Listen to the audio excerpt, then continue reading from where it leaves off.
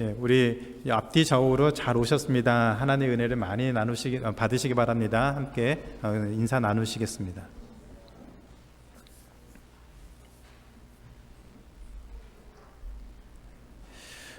제 둘째가 사진 찍는 것을 좋아하는데 하루는 이런 얘기를 하더라고요. 사진을 찍기 전에는 그냥 지나치던 것들이 렌즈로 가까이 보니까, 자세하게 보니까 너무 아름답더라. 그전에는 그냥 크게 멀리서 보니까 이게 뭐 생김새만 봤지 자세히 몰랐지만, 렌즈로 보니까 너무 자세하게 선명하게 아주 그 안에 색다른 그런 모습들이 있는 걸 보면서 너무 신기했다라는 그런 얘기를 하더라고요. 그냥 지나치고 관심이 없을 때는 뭐 그런 것이 있는지조차 몰랐는데, 관심을 갖고 또 자세하게 들여다보면은 이전에 모르던 거, 이전에 알지 못했던 것들을 보고 또 새로운 그런 만남과 또 관계들이 시작하는 것 같습니다. 그래서 김춘수 시인의 꽃이라는 그런 시를 읽을 때마다 의미 있는 만남에 대해서 자주 생각을 해보게 됩니다. 제가 파워포인트로 앞에 것만 준비했는데 이런 내용이죠. 내가 그의 이름을 불러주기 전에는 그는 다만 하나의 몸짓에 지나지 않았다. 내가 그의 이름을 불러주었을 때 그는 나에게로 와서 꽃이 되었다. 아마 다들 알고 있고 또 좋아하는 시라고 생각합니다. 이름을 부르는 그런 행위는 상대방을 인식하는 것이고, 또 그런 인식을 통해서 이전에 없던 새로운 관계들이 새롭게 형성이 되고 맺어집니다. 베드로 이름을 부르는 것처럼 오늘 말씀에서 베드로는 예수님을 그리스도라고 불렀습니다. 예수님은 그리스도라고 불렀습니다. 베드로의 고백에 담긴 이 의미를 통해서 예수님의 제자로서 사는 삶을 위해 우리에게 필요한 두 가지 특징을 같이 한번 살펴보겠습니다. 첫 번째로, 예수님의 제자는 예수님을 그리스도로 고백하는 사람입니다. 예수님의 제자라면 반드시 예수님을 그리스도로 고백을 해야 합니다. 마가복음 1장부터 7장까지 모든 사건의 초점은 예수님의 기적과 말씀에 맞춰져 있습니다. 많은 기적을 행하신 뒤에, 또 많은 사람들에게 능력을 베풀어 주신 뒤에 사람들은 놀라워했습니다. 도대체 이분이 어떤 분이시길래 이런 듣지도 보지도 못한 놀란 기적을 행하는가라고 궁금했습니다. 그럴 때마다 예수님은 사람들에게 소문내지 말고 조용히 지내라고 얘기를 하셨죠. 바람과 바다를 잠잠케 한 다음에 제자들은 도대체 예수님이 누구시길래 이런 바람과 자연, 바다도 순종하는가 라면서 의아해했지만 예수님에 대한 설명이 덧붙여지지는 않았습니다. 죽은 야이로의 딸을 살려주자 사람들은 크게 놀랐지만 더 이상 예수님에 대한 설명은 있지 않았습니다. 오병이의 기적을 행하고 바다 위를 걸어오셨는데도 제자들은 예수님에 대해서 정확히 알지 못하고 오히려 마음이 둔하여졌다라고, 어두워졌다라고 얘기를 하고 있습니다. 참 놀라운 것은, 흥미로운 것은 마가는 예수님의 기적과 말씀을 계속 기록해 나가면서 그 마가복음을 읽는 독자들에게, 우리들에게 예수님이 도대체 어떤 분이시길래, 도대체 예수님의 정체가 정확하게 무엇이기에 이런 듣지도 못했던 놀란 기적들을 행하는가, 어떤 분이시길래 이러한 것들을 행할 수 있는가라는 그런 궁금증을 계속 불러일으키고 있습니다. 그러나 예수님에 대한 정확한 설명은 하고 있지 않습니다. 그런데 갑자기 예수님이 제자들에게 물으셨습니다. 마가복음 8장 28절입니다. 사람들이 나를 누구라고 하느냐? 그러자 제자들이 이렇게 얘기하죠. 죽은 세례 요한이 살아났다라고 부르는 사람도 있습니다. 구약시대에 유명했던 엘리야 선지자가 다시 나타났다는 말도 합니다. 또 어떤 사람들은 예수님은 평범한 사람인 것 같지는 않습니다. 뭔가 특별한 사람인 것 같습니다. 그런 얘기를 전했습니다.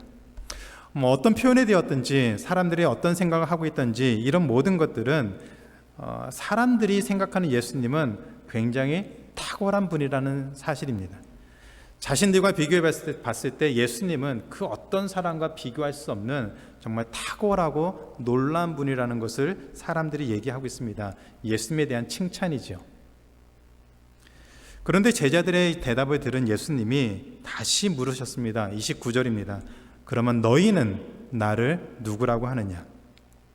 사람들이 예수님에 대해 갖는 생각보다 예수님은 3년 가까운 시간 동안 예수님과 함께 많은 시간을 보내고 함께 대화를 하며 말씀을 듣고 기적을 경험한 제자들이 예수님을 어떻게 생각하는지 궁금해하셨습니다. 그것을 알고 싶으셨습니다. 그때 베드로가 대답을 하지요. 29절입니다. 주는 그리스도입니다. You are the Christ. 그리스도라는 말은 기름 부음을 받은 자라는 의미입니다. 다른 말로 하면 메시아입니다.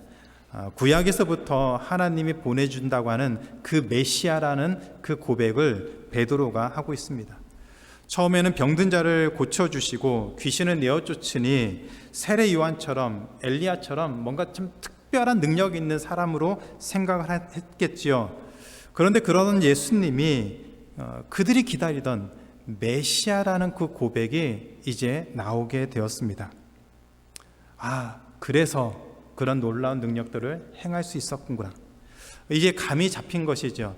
예수님이 어떤 분이신지 몰라서 이런 능력을 행하면서도 궁금해했는데 그분이 바로 메시아이구나, 그분이 바로 하나님이 보내신 그리스도였구나라는 것이 이제 밖으로 드러나게 되었습니다. 저 멀리서 누군가가 이렇게 뚜벅뚜벅 걸어올 때 멀리 있을 때는 희미해서 잘 보이지가 않죠. 어떤 사람인지 어떻게 생겼는지 잘 모릅니다. 그런데 가까이 다가오면 이목구비가 보이고 그 생김새가 뚜렷하게 보일 때 그 사람이구나 말하는 것처럼 예수님에 대한 모든 생각들이 희미해지다가 이 순간에 갑자기 확 드러나면서 맞아, 예수님은 그리스도라고 하는 그런 고백이 나오게 되었습니다. 아마도 마가복음을 처음 읽는 독자들은 이 순간에 예수님이 그리스도셨구나, 예수님이 바로 그분이셨구나 라면서 아마 탄성을 지르면서 놀라워했을 것 같습니다. 그런데 우리는 별 반응이 없습니다. 우리는 다 아는 건데, 많이 들어봤던 거고 다 아는 거고 그 다음에 어떤 일이 일어난지도 다 알고 있어서 우리에게는 별로 반응이 없습니다. 그런데 정말 우리가 예수님을 그리스도로 알고 있는 것이 맞습니까? 예수님을 대신해서 제가 여러분에게 물어보면 뭐라고 대답하시겠습니까? 여러분에게 예수님은 어떤 분이십니까? 우리가 들어왔고 배워왔고 지식으로 가지고 있는 예수님에 대한 고백이 아니라 우리가 믿고 있는, 우리가 경험해왔던 예수님은 어떤 분이십니까? 우리는 흔히 우리 자신을 가리켜서 예수님의 제자라고 말하죠. 제자라는 것은 선생님을 따라가는 사람, 선생님을 통해서 배우는 사람을 제자라고 얘기를 합니다. 그런데 선생님이 어떤 분이신지도 모르고 따라갈 수 있습니까? 내가 누구에게 뭔가를 배워야 되는데 그 사람이 무엇을 가르칠지, 어떤 사람인지조차 모르고 그냥 무턱대고 가서 제자가 되는 그런 사람이 있습니까? 없습니다.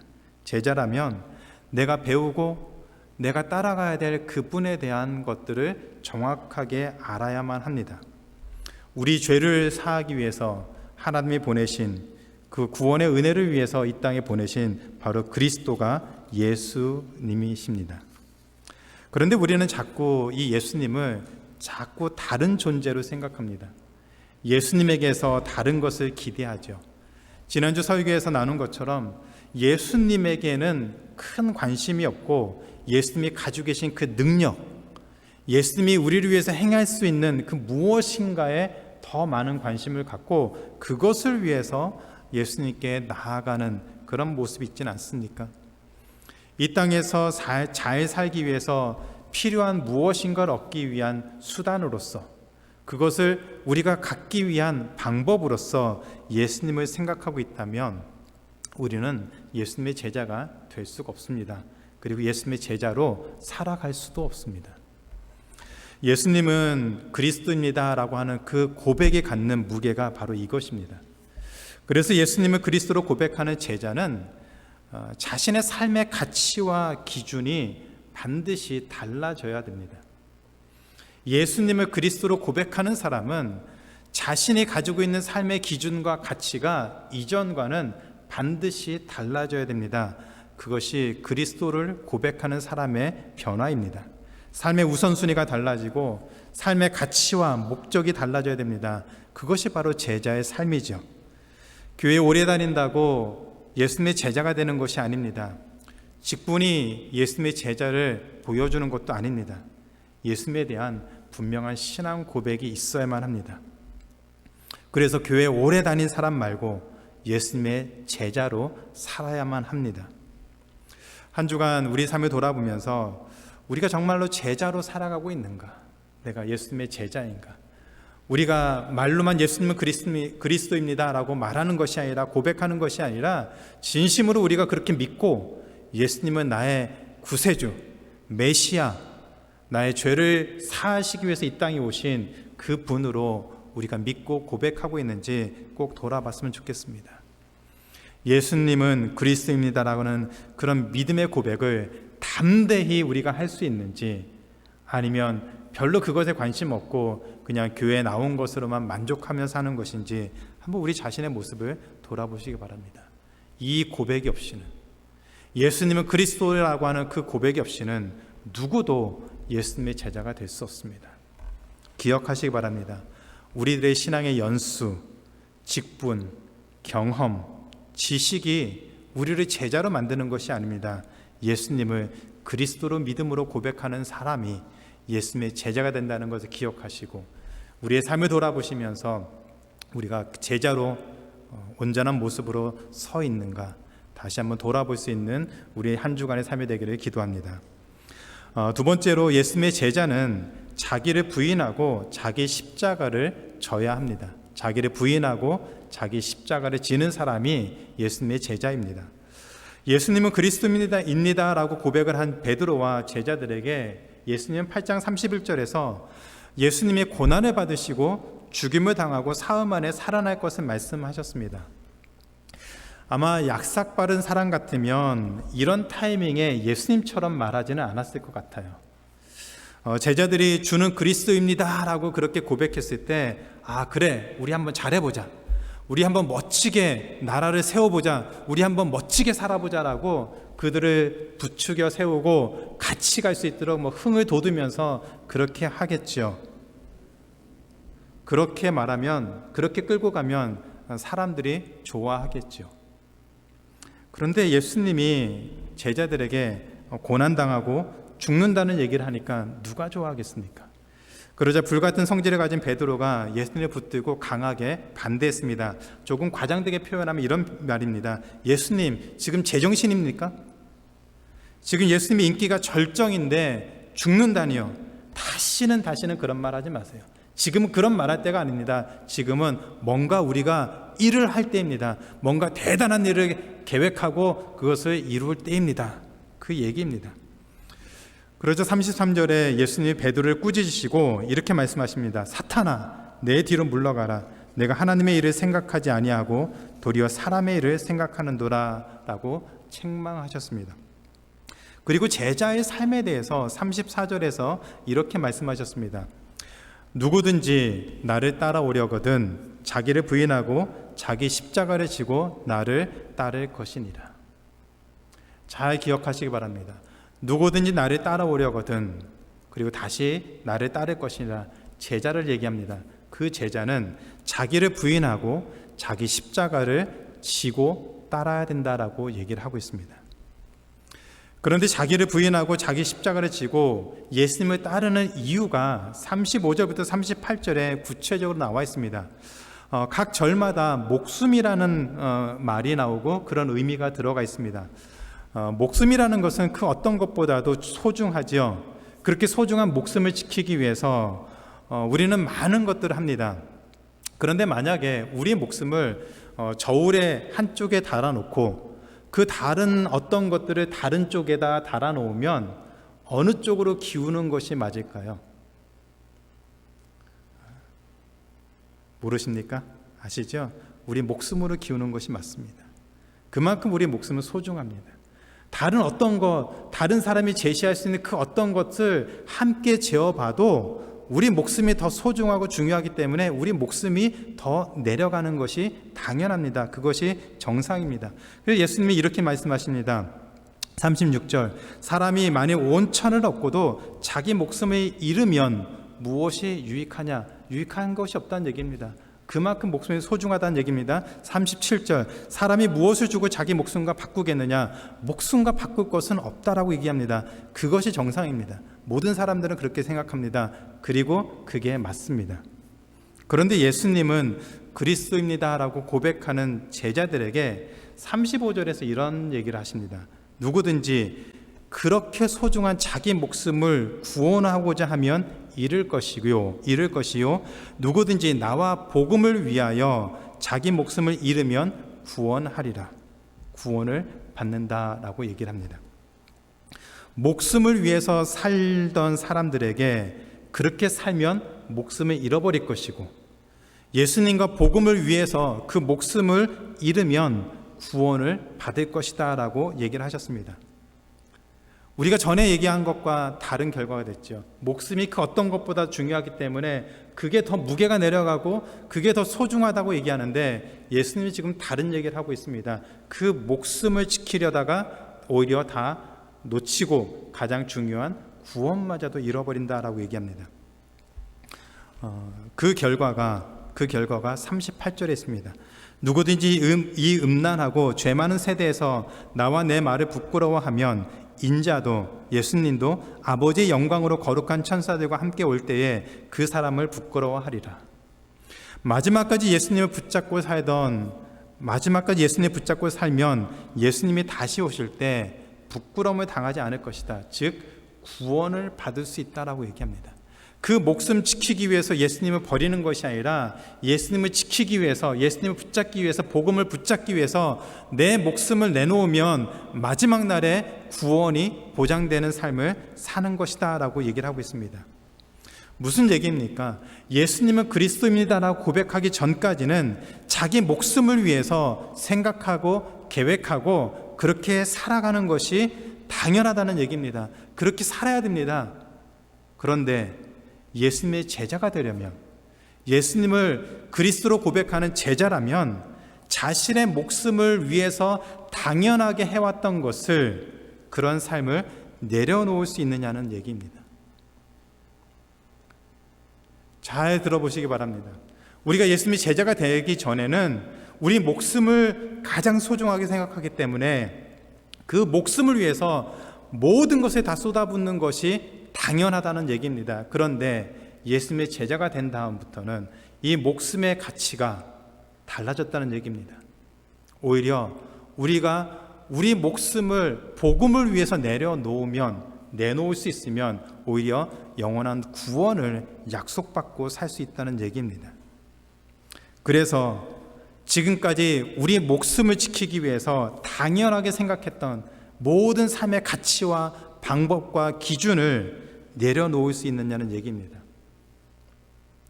그것에 대한 구체적인 삶의 모습이 바로 34절입니다. 자기를 부인하고 자기 십자가를 지고 예수님을 따르는 삶입니다. 바로 제자의 삶이 이렇게 되어야 된다라고 얘기를 하고 있습니다. 자기를 부인한다는 것은 자기 자신에게 노라고 얘기하는 것이죠. 우리 스스로에게 우리가 하고 싶은 것에 대해서 노라고 얘기할 수 있는 것이 자기를 부인하는 것입니다. 하나님을 모른 채 살아오면서 익숙했던 그런 삶의 방식들, 생각들, 가치관들에 대해서 그 모든 것들에 대해서 노라고 얘기하고 그것은 내려놓는 것이 자기를 부인하는 것입니다. 자신이 가지고 있는 것의 일부분, 조금 어떤 부분을 내려놓는 것을 의미하는 것이 아닙니다. 우리가 최고로 여기고 우리가 가장 중요하게 우리 생각과 가치를 가장 잘 표현했던 그 중요했던 것, 그 모든 것들을 포기하는 것이, 내려놓는 것이 자기를 부인하는 삶입니다. 우리 생각과 가치가 예수님으로 말미암은 것이 아니라면, 그냥 우리 안에 있었던 것이라면 그런 생각과 가치를 거부하는 것이, 노라고 말하는 것이 예수님을 따르는 것이고 자기를 부인하는 것입니다. 그래서 우리 생각이 하나님의 말씀과 부딪힐 때, 하나님의 말씀이 우리 삶을 부딪히게 만들 때, 불편하게 만들 때 우리 스스로에게, 우리 자신에게 노라고 말할 수 있는 것이 자기를 부인하는 삶입니다. 그래서 자기를 부인하는 것이 쉽지 않겠죠. 지금까지 살아오던 삶의 방식들에 익숙해 있기 때문에, 그것을 최고의 가치로 여기면서 살아왔기 때문에 예수님을 그리스도로 고백한 다음에 그 모든 것들을 부정하고 부인하고 노라고 말하는 것이 결코 쉽지 않습니다. 그래서 예수님은 제자들에게 이런 삶을 살기 위해서 자기 십자가를 지고 예수님을 따르라고 얘기를 하고 있습니다. 자기를 부인하는 것이 쉽지 않기 때문에 그것을 다른 표현으로 자기 십자가를 지고 예수님을 따르라고 얘기하고 있습니다. 십자가가 무엇입니까? 십자가는 그 당시에 흉악한 범죄자들이 당하는 사형 제도였습니다. 아무리 좋게 십자가를 미화한다고 해도 십자가를 진다는 말을 듣는 것은 결코 좋은 얘기가 아닙니다. 아주 위험한 이야기고 아주 피하고 싶은, 가까이 하고 싶지 않은 그런 것이 십자가를 지는 것입니다. 게다가 십자가형을 당하는 사람은 자기가 매달려서 죽어야 되는 그 십자가를 지고 그 사형장까지 끌고 가야 됩니다.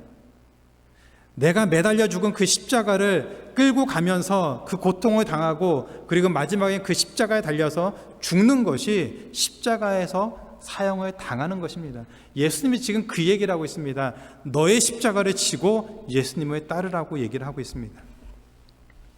이런 모습을 사용해서 예수님은 자기를 부인하며 사는 것을 자기 십자가를 지는 것이다 라고 얘기를 하고 있습니다. 사람들은 보통 살다가 힘든 일을 만나면 그것을 십자가라고 하죠. 아이들이 속을 썩이면 아이들을 생각하면서 저 녀석이 내 십자가야. 남편이나 아내가 마음에 안 들면 남편이, 아내가 내 십자가야. 시어머니가 힘들게 하면 시어머니가 자기 십자가라고 말하기도 합니다. 병에 걸리면, 그 재정적으로 어려우면 그런 환경이 우리의 십자가라고 얘기를 합니다. 그런데 자기 십자가는 우리를 힘들게 만드는 그런 외적인 환경이나 상황이 아닙니다. 십자가는 자신의 죄를 죽음으로 갚는 것입니다. 나의 죄가 그 십자가에 달려 죽음으로 인해서 우리의 죄가 용서가 되는 그곳이 바로 십자가입니다. 예수님은 그 십자가를 지고 예수님을 따르라고 얘기를 했습니다. 원래는 우리가 우리의 죄를 지고 십자가에서 죽어야 됩니다. 그것이 심판이죠. 그런데 예수님이 우리를 대신해서 십자가에서 죽으셨고, 그 때문에 우리는 우리 죄를 용서받는 은혜를 누리게 되었습니다. 따라서 자기 십자가는 우리를 힘들게 만드는 사람이나 어떤 환경이 아닙니다. 오히려 우리의 죄를 가지고 계속 씨름하며 자기를 부인하고 죄로부터 벗어나기 위해서 몸부림치는 것이, 그것이 자기 십자가를 지고 예수님을 따라가는 삶입니다. 잘 기억하시기 바랍니다. 십자가는 나를 힘들게 하는 것이 아닙니다. 나의 죄가 고백되는, 나의 그 죄된 성품들을 바라보게 만드는, 그것이 드러났을 때 아파하게 만드는 그것이 나의 십자가입니다. 우리는 그 십자가를 지고 기억하고 고백하고 때로는 괴로워하고 고통스러워하고 그런 삶을 통해서 예수님을 따르는 제자의 삶을 살아가야 됩니다. 그래서 자기 십자가를 지고 가는 삶의 마지막 그 모습을 사도 바울이 갈라디아서 2장 20절에서 이렇게 표현하고 있습니다. 같이 한번 읽어보겠습니다. 갈라디아서 2장 20절입니다. 내가 그리스도와 함께 십자가에 못 박혔나니 그런즉 이제는 내가 사는 것이 아니요 오직 내 안에 그리스도께서 사시는 것이라. 이제 내가 육체 가운데 사는 것은 나를 사랑하사 나를 위하여 자기 자신을 버리신 하나님의 아들을 믿는 믿음 안에서 사는 것이라. 예수님이 말씀하신 자기를 부인하고 자기 십자가를 지는 삶은 우리 안에 있는 죄와 끊임없이 싸우는 것을 의미합니다. 우리 안에 존재하고 있는, 우리를 갈등하게 만드는 그 죄와 계속해서 싸우는 것을 자기를 부인하고 자기 십자가를 지는 것이라고 표현하고 있습니다. 그러니까 괴롭지요. 우리 안에서 그런 갈등이 일어나고 이것을 해야 되는지 말아야 되는지 고민하고 그리스도인으로서 이렇게 하는 것이 맞는지 고민하는 그런 시간들이 있으니까 괴롭지요. 우리 안에 있는 죄를 생각하면 괴로운 것이 맞습니다. 예수님을 믿으면 다 좋고 즐거운 것만 있을 것으로 기대하셨습니까? 속으셨습니다. 물론 우리가 예수님을 믿어서 구원의 감격과 은혜를 누린 그건 참 감사하고 기쁘고 즐거운 것입니다.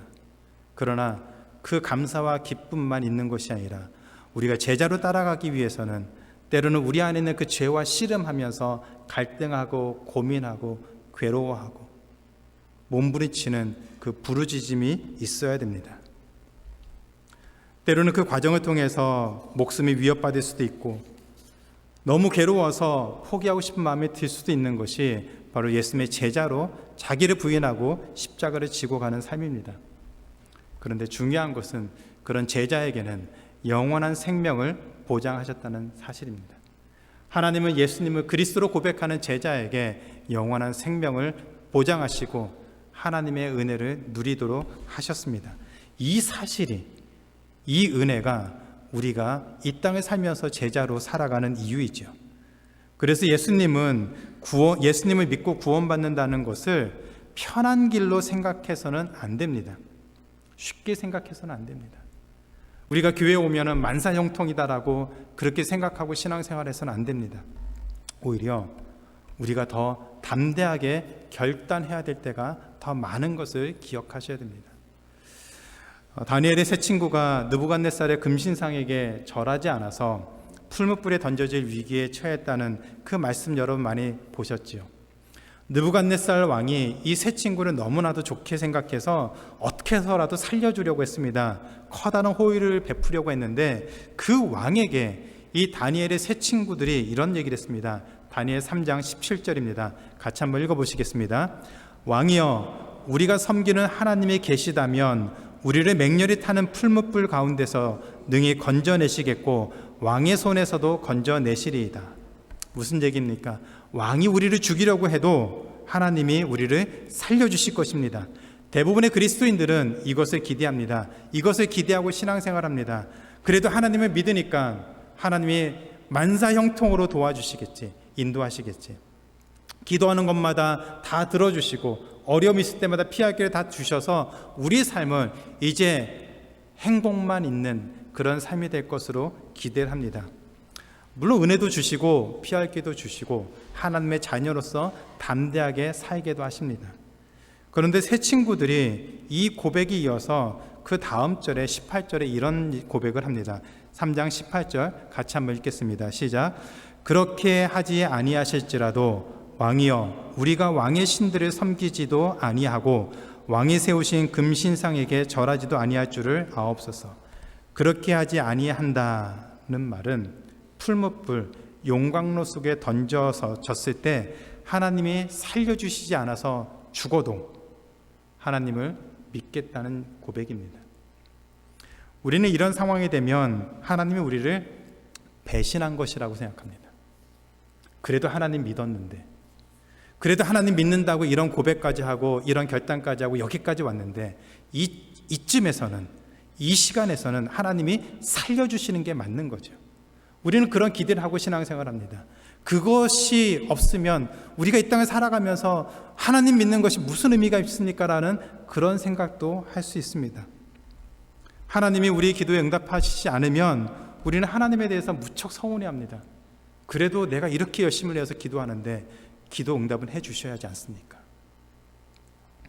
그런데 하나님을 믿는다는 것은 우리의 필요와 심지어 목숨과도 바꿀 수 없는 것이라는 그 고백을 다니엘의 세 친구들이 지금 하고 있습니다. 그리하지 아니하실지라도 우리가 생각하고 우리가 계획하고 우리가 기대한 대로 우리 삶이 되지 않아도, 세상 사람들이 보기에 손가락질을 당할 수 있는 그런 상황이 되어도 하나님을 믿는 것을 포기하지 않겠다는 고백입니다. 그것이 바로 자기 부인과 자기 십자가를 지고 예수님을 따르는 삶입니다. 그 무게가 우리가 생각하는 것보다 더 무거운 것이죠. 예수님을 믿는다는 것은 그냥 믿으면 되는 것, 그것이 아닙니다. 예수 믿는다는 것은 자기를 부인하고 자기 십자가를 지고 그 삶을 계속해서 살아나가는 것을 의미합니다. 이 표현을 헬러 과거 능동태 명령형으로 섰습니다. 자기 십자가를 지고 자기를 부인하고 자기 십자가를 지고 나를 따르라. 그 말은 과거에 일어난 일이 지금도 계속해서 진행이 되고 마침내 그것을 이루어야 된다는 것을 의미하고 있습니다. 우리가 제자가 되었다면 자기를 부인하고 자기 십자가를 지고 예수님을 따르는 삶을 사는 것, 그것이 맞습니다. 지금까지 자기 목숨을 위해서 지켜왔던 자신의 생각, 고집, 의지, 경험, 그거 다 내려놓으실 수 있습니까? 노라고 말할 수 있으시겠습니까? 하나님의 말씀에 우리 생각이 부딪힐 때 우리 자신에게 노라고, 아니라고 그렇게 말씀할 수 있습니까? 그리고 자기의 죄와 씨름하면서 자기 십자가를 지고 예수님을 따르시겠습니까? 쉽지 않을 수 있습니다. 말처럼 쉽지 않을 수 있습니다.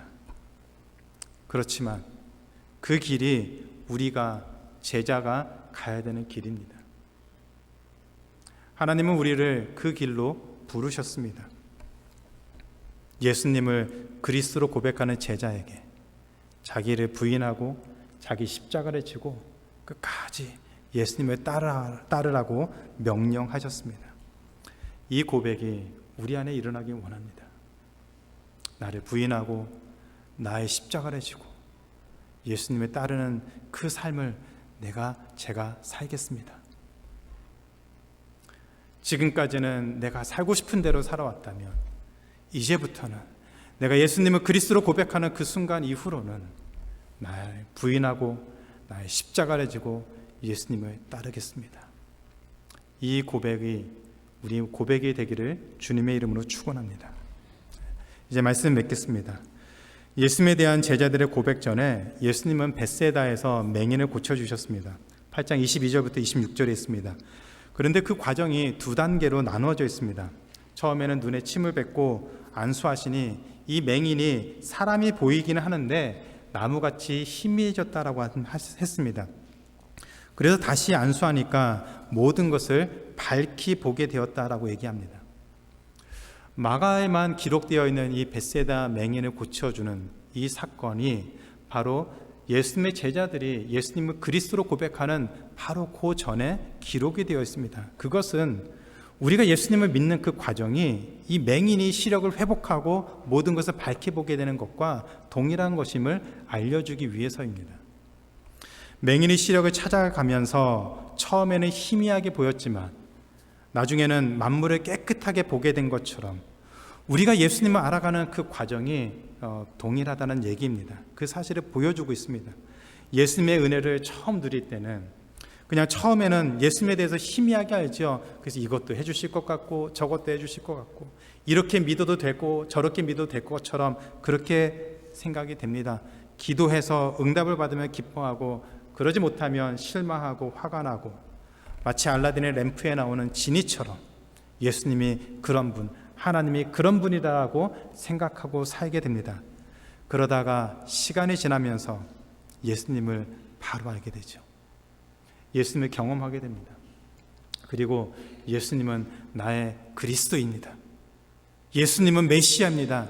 나의 구세주입니다. 라고 고백하는 자리에 서게 됩니다. 그때 우리의 삶의 모습이 나를 부인하고 나의 십자가를 지고 예수님을 따르는 제자의 삶을 살아야 합니다. 오늘 함께 예배드리는 분들은 또 온라인을 통해서 예배드리는 분들도 한 분도 빠짐없이 예수님을 그리스도로 고백하고 이후로는 나의 나됨을 부인하고 나의 십자가, 그 죄의 그 십자가를 기억하면서 씨름하며 하루하루 살아가길 소원하는 고백하는 하나님의 귀한 자녀가 되기를 주님의 이름으로 축원합니다.